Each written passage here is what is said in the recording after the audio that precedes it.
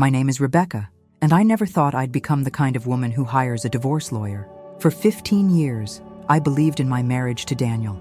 We met in college, married young, and built what I thought was a life of mutual respect and love. We had 2 beautiful children, Emma and Jack, aged 12 and 9. I worked as a nurse at Seattle General Hospital, while Daniel managed a tech startup that never quite took off the way he promised it would. Our home in the suburbs of Seattle was modest, but filled with memories. The kitchen where we cooked Sunday dinners together, the backyard where the kids played, and the living room where my grandmother's antique jewelry box sat on the mantel, a piece that had been passed down through 4 generations of women in my family. The jewelry box was made of rosewood with intricate mother-of-pearl inlay. My great-great-grandmother had brought it from Italy when she immigrated in 1889. It contained my grandmother's wedding ring, my mother's first pair of pearl earrings, and a collection of vintage brooches that told the story of strong women who survived wars, economic depressions, and personal tragedies. To me, it wasn't just an object. It was a connection to my roots, to the women who came before me, to my identity. That Tuesday in March started like any other day. I dropped the kids at school, worked a double shift at the hospital, and came home exhausted around 9 in the evening. The Seattle rain pounded against the windows as I kicked off my shoes in the hallway. Daniel was sitting on the couch, eyes glued to his laptop, barely acknowledging my arrival. "Rough day?" I asked, heading toward the kitchen. "Yeah, something like that," he mumbled without looking up. I poured myself a glass of water and walked into the living room, my eyes automatically drifting to the mantel. My heart stopped. The space where my grandmother's jewelry box always sat was empty. Just empty space and a faint outline in the dust. "Daniel," I said, my voice trembling, "where's my grandmother's box?" He didn't look up immediately. When he finally did, there was something in his eyes I'd never seen before, a mixture of defensiveness and guilt. "I sold it," he said flatly, as if he'd just told me he'd bought milk at the store. The words didn't make sense at first. My brain refused to process them. "You what?" "I sold it. We needed money, Rebecca. The business has been struggling, and I couldn't let it fail. Not when we're so close to a breakthrough." I felt my legs weaken, and I had to grip the back of the armchair to steady myself. "That wasn't yours to sell, Daniel. That was my family's history. That was—" My voice broke. "How could you?" He finally closed his laptop and stood up, his face hardening. "It's just stuff, Rebecca. Material things. We have bills to pay, a future to secure. You're being emotional about a box that was just sitting there collecting dust." Just sitting there? I could feel tears burning in my eyes, but I refused to let them fall. Not yet. That box has been in my family for over a century. My grandmother held it during the bombing raids in World War II. My mother cried over it when my father died. I was going to pass it to Emma. "How much did you even get for it?" He looked away. $800. $800. A century of family history, sold for less than his monthly car payment. "Where's the money?" I asked, my voice cold now. "I invested it in the business. Rebecca, you have to understand." "Get out," I said quietly. "What?" "Get out of this room. I can't look at you right now." I didn't sleep that night. I lay in our bed, or what used to feel like our bed, staring at the ceiling as the rain continued its relentless assault on the roof. Daniel had retreated to the guest room without argument, which somehow made everything worse. He didn't even fight for us. The next morning, I called in sick to work for the first time in 3 years. After dropping the kids at school, I drove to my best friend Monica's house. Monica and I had been friends since nursing school, and she'd been through her own divorce 5 years earlier. She took one look at my face and pulled me inside. Her home in Capitol Hill was warm and inviting, filled with the smell of fresh coffee. We sat in her kitchen, and I told her everything. "He sold Nonna's box," I said, the words feeling surreal even as I spoke them. "He sold it for his failing business, like it was nothing." Monica reached across the table and took my hand. "Rebecca, I'm going to ask you something, and I need you to really think about it. Has this been building for a while?" I wanted to say no, but as I sat there in her cozy kitchen, memories flooded back. Daniel forgetting our anniversary 2 years in a row.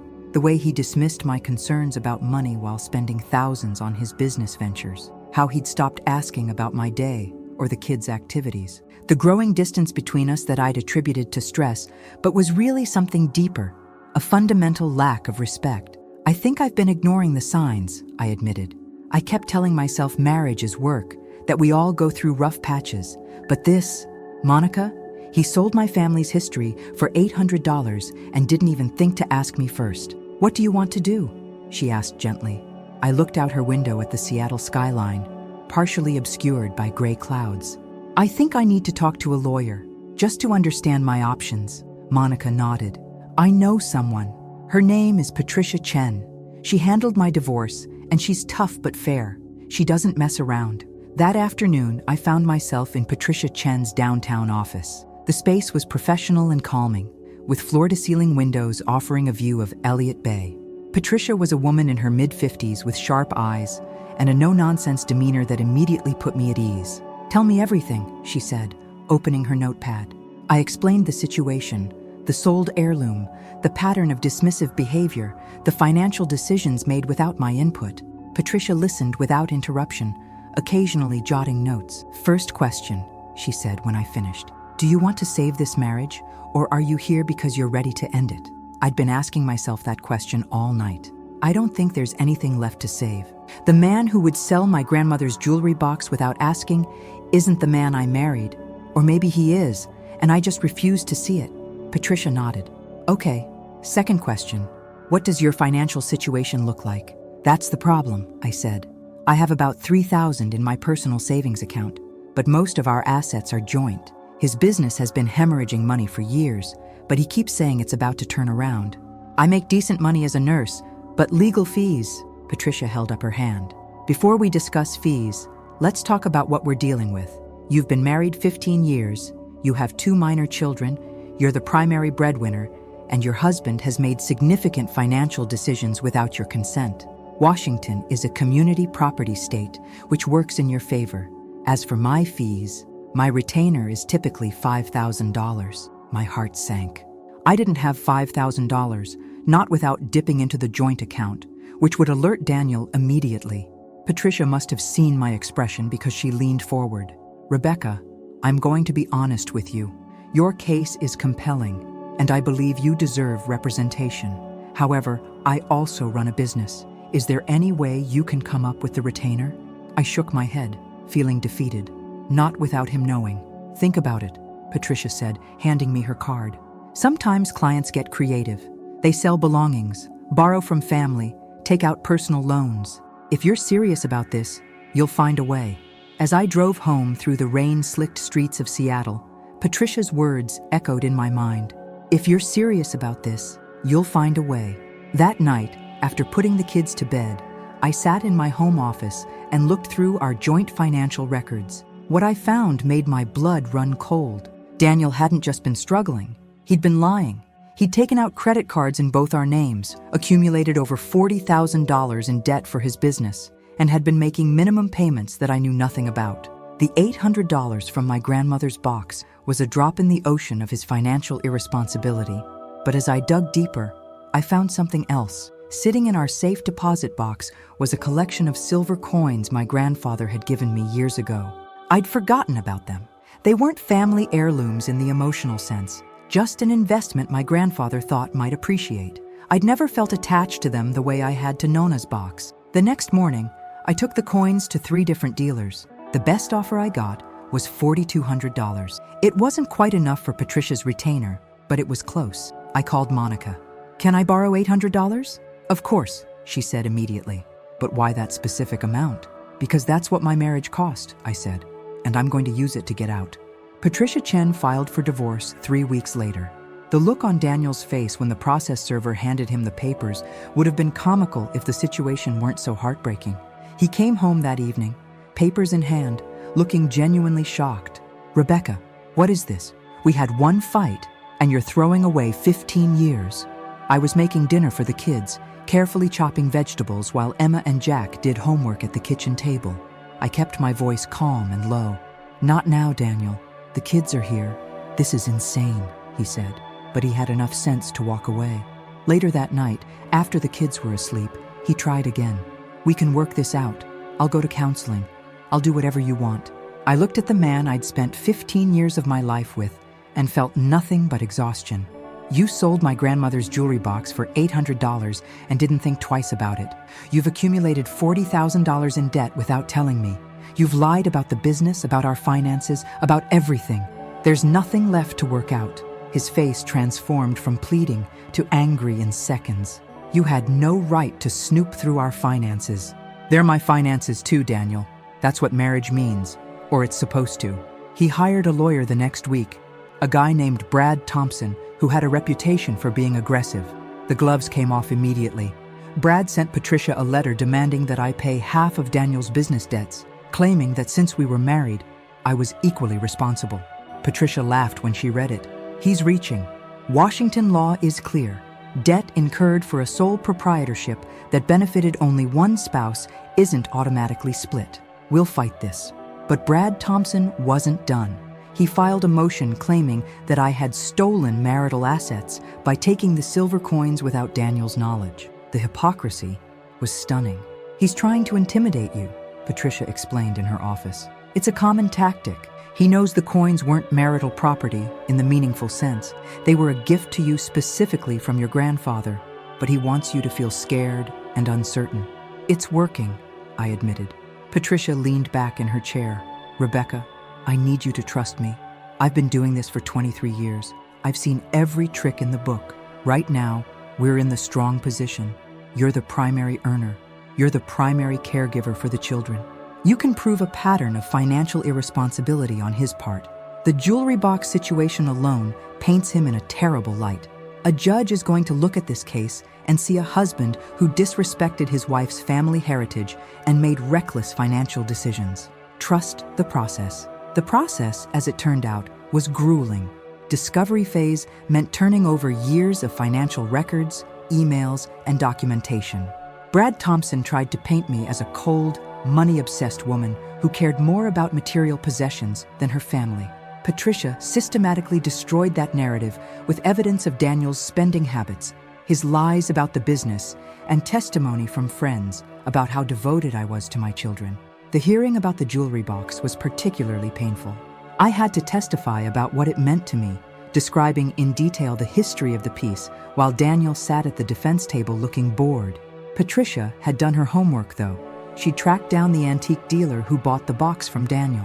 The dealer, a kind older man named Mr. Watkins, testified that Daniel had seemed nervous and rushed. He told me he needed quick cash and asked me not to mention the sale to anyone.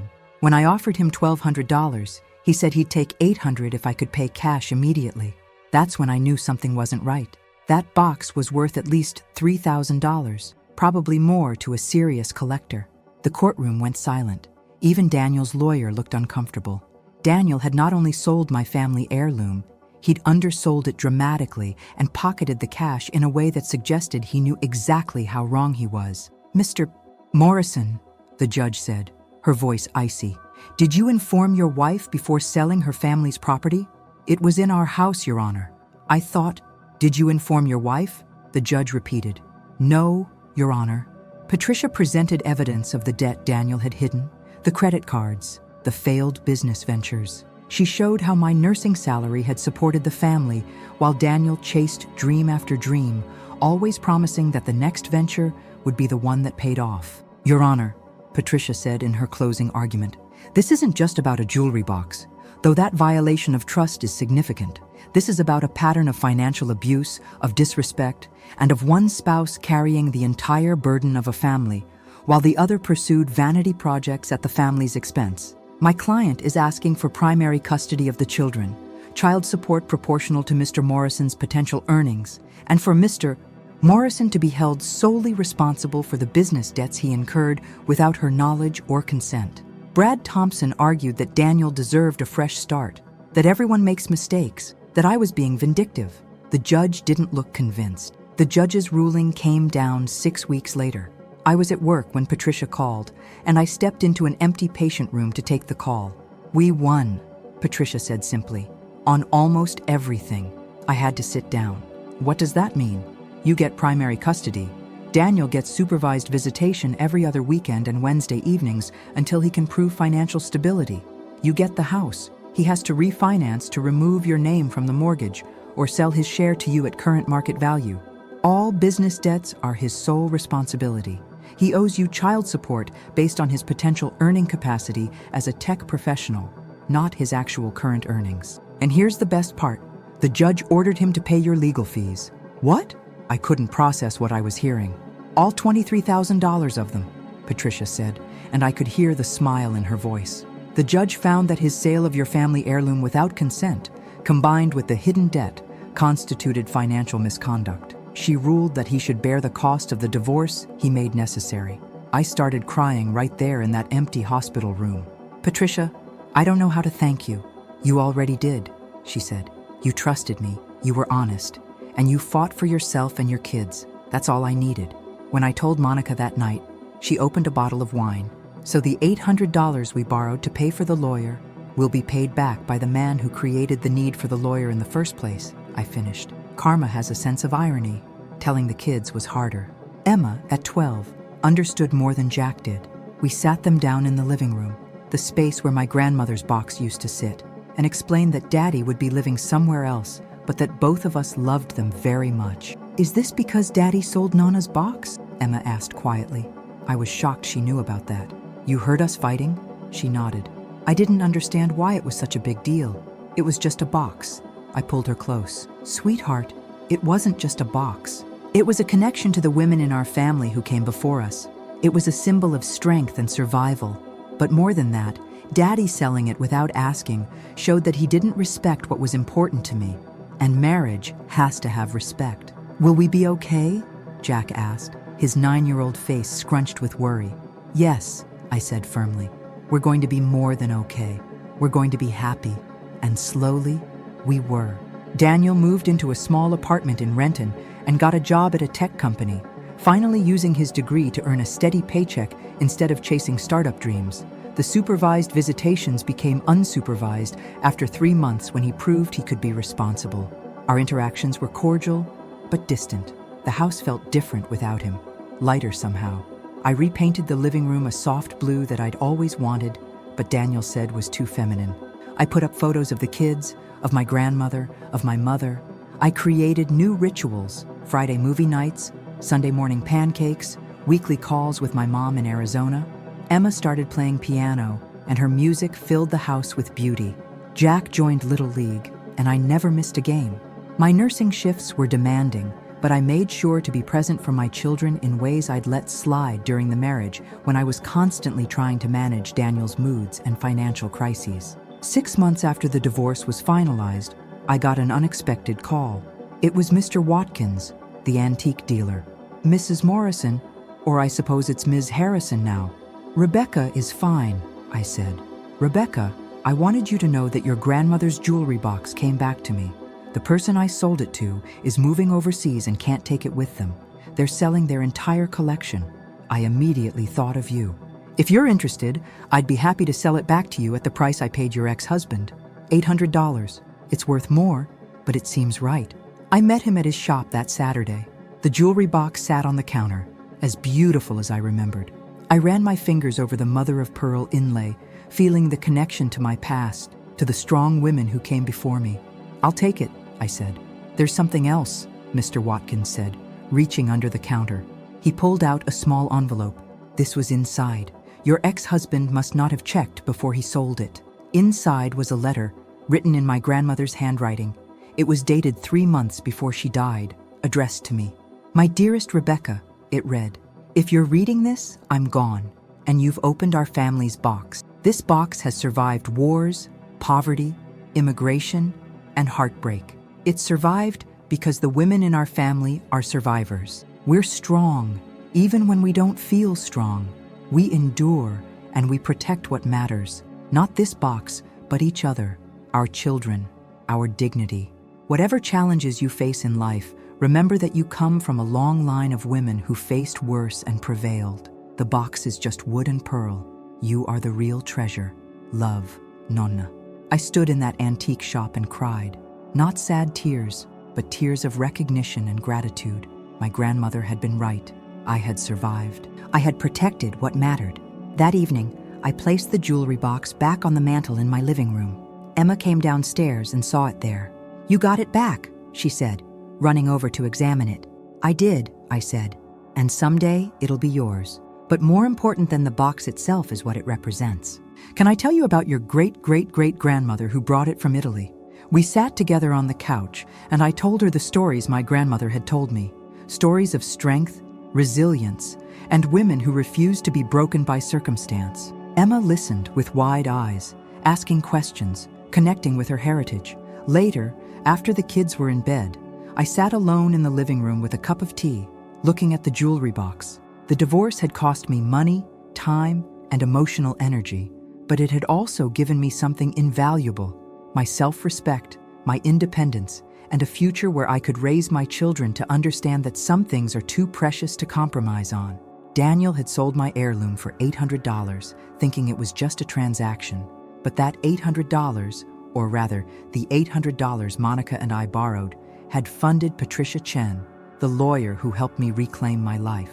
And now the heirloom was back where it belonged, having survived one more challenge in its long history. I thought about Patricia's words in our first meeting. If you're serious about this, you'll find a way. I had found a way. I'd found my strength, my voice, and my path forward. The rain had stopped, and through the window I could see stars emerging in the Seattle sky. Tomorrow I had a shift at the hospital. Emma had piano lessons, and Jack had baseball practice. It was an ordinary life, maybe, but it was mine, built on a foundation of respect, honesty, and the legacy of strong women who came before me. And that jewelry box, sitting on the mantel in the soft lamplight, was finally home.